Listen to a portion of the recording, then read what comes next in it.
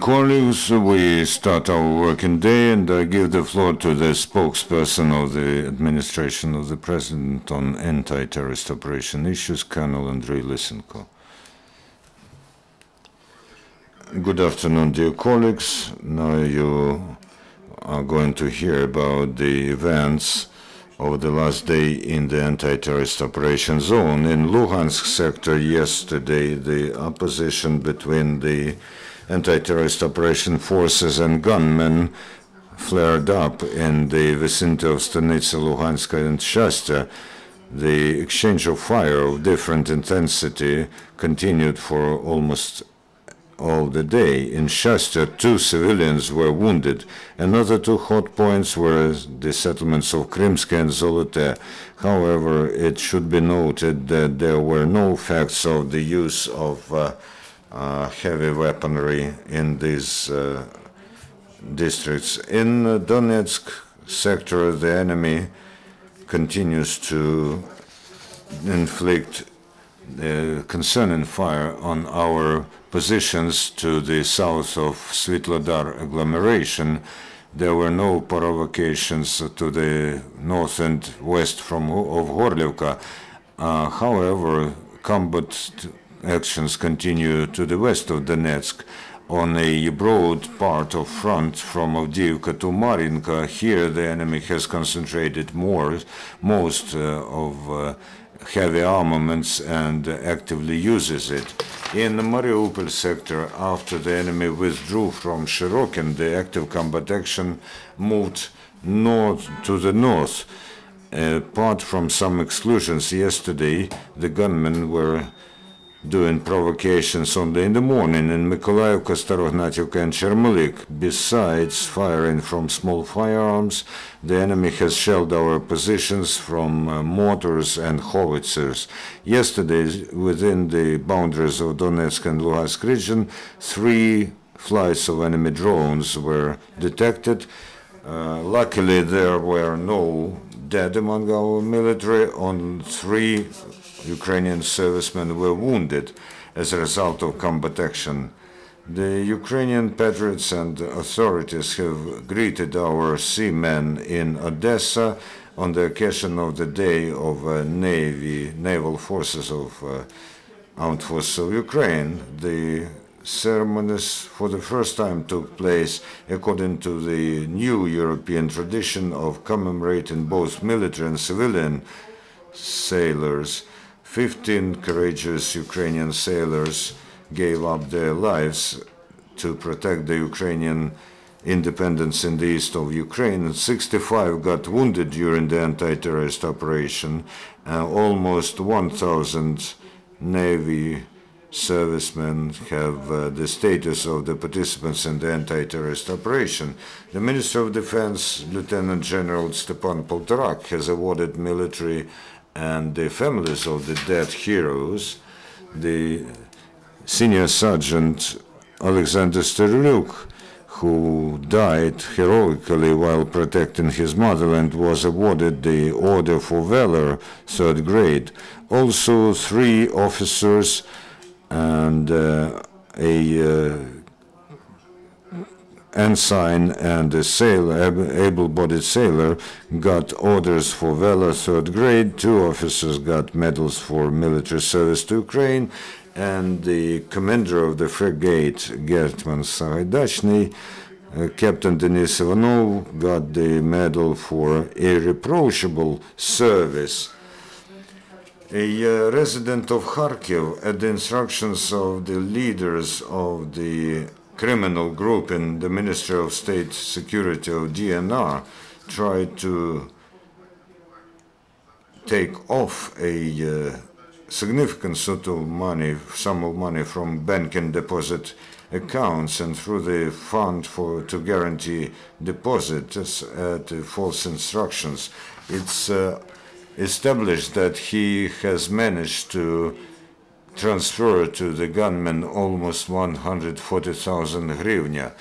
The residents of Mariupol are defending their city. National Guards are cooperating with local activists, self-defenders who training in case the enemy launches an offensive.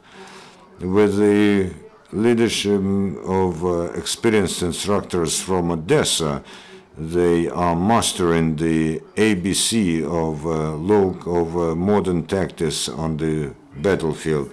The Ukrainian patriots are helping our defenders. The military who serve next to Artemivsk have got as a gift electricity generator from Uzhgorod community.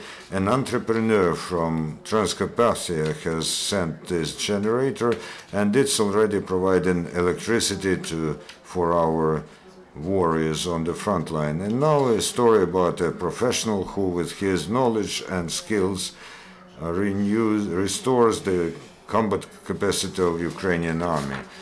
The senior Sergeant Dmitro Khivrich is an acting commander of the repair company. His combat way began almost a year ago when his battalion got an order to move to Ambrosivka, and then he went through Ilovaisk. He tells that the special attention of his repair company is being given to preventive works, and the special pride of Dmitro Khivrich are the restored engines of the automobiles that look as if they have just come off the factory conveyor.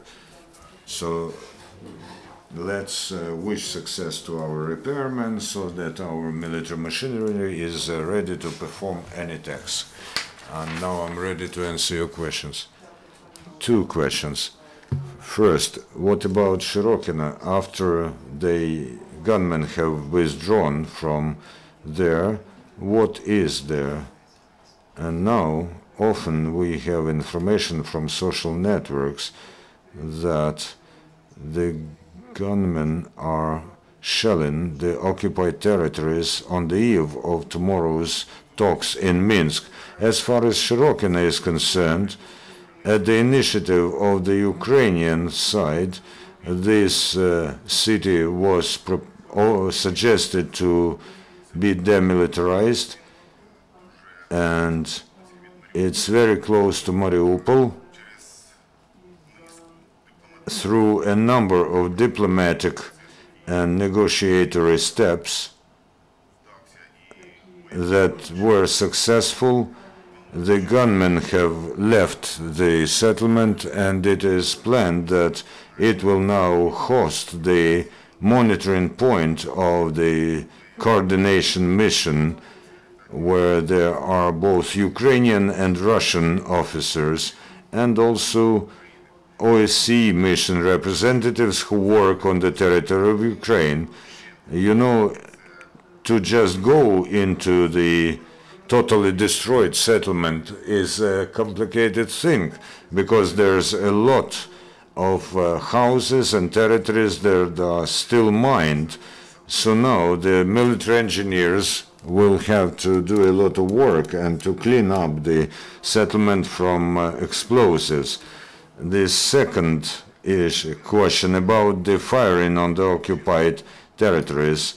This is not for the first time, and the gunmen who do these provocations, they even shell the positions of their partners on occupied territories. They hit settlements, and they try to show that these are the Ukrainian military who are shelling populated centers, but even local residents have discovered this long ago, and they even post this in different social networks. And the proof of the fact that the gunmen do this intentionally to show that the Ukrainian army allegedly are an aggressor. But we are prepared to this and will do everything necessary to finish with this. Amy Ferris-Rotman from The Atlantic magazine. I have a question regarding the Ukrainian border guards. they are stamping out, they're giving exit stamps in passports, at least to the passports of foreigners, foreign journalists leaving the ATO area and going into Donetsk. Do you know why? I mean, it seems like they're in this sense recognizing a de facto border. Could you tell us more about that? And also, a second question, if I may, and totally separately, have there been any prisoner exchanges lately?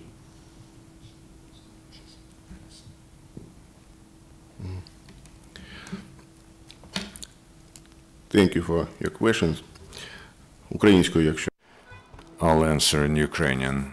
First of all, the bodyguards who are serving on the front line or on the contact line, and that's what you meant when you said crossing the line, they do perform their duties as bodyguards. So this is a temporary measure, a forced measure, as the territory of the occupied Donbass. You know, it's practically impossible to control movements there. The bodyguards are temporarily fulfilling their direct duty on the contact line, on the confrontation line. So it's true that they do check the documents and stamp the documents and control the documents and the movement of people who enter the area controlled by the Ukrainian authorities. They do effect the passport control for foreigners who cross this line. This is done so that we may control the movement of foreign citizens who move on the occupied territories or who have a desire to go into Ukraine crossing the official border. And this is also done in order to understand who crosses the part of the border which is temporarily not under the control of the Ukrainian authority, who does this illegally. If people cross the confrontation and contact line, enter in Ukraine, and they do not have stamps in their passports, then this means that they have violated the state border and their stay in Ukraine is illegal. They should arrive at Ukrainian territory through the parts of the border that are controlled by the Ukrainian authorities. So this has in mind both safety and security regulations and the strict adherence to the border regime. This is a temporary measure. Thank you. Any other questions? The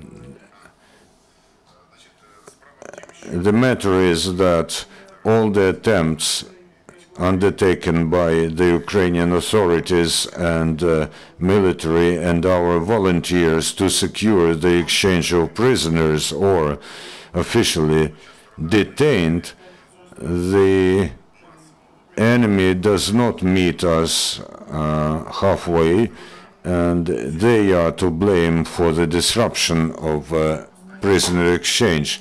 The Ukrainian military and the Ukrainian side have initiated such movements, but for over a month we do not see any movement to meet us. They do not even attempt to exchange those who we detain, and through different reasons they disrupt negotiations, and that's why we do not see any mass exchange, although the Ukrainian side is prepared to do this. Thank you very much. If there are no other questions, we'll finish with the briefing. See you tomorrow. Goodbye. And our next briefing of the head of the Ukraine Reforms Communication Task Force, Taras Kachka, is at 1 p.m.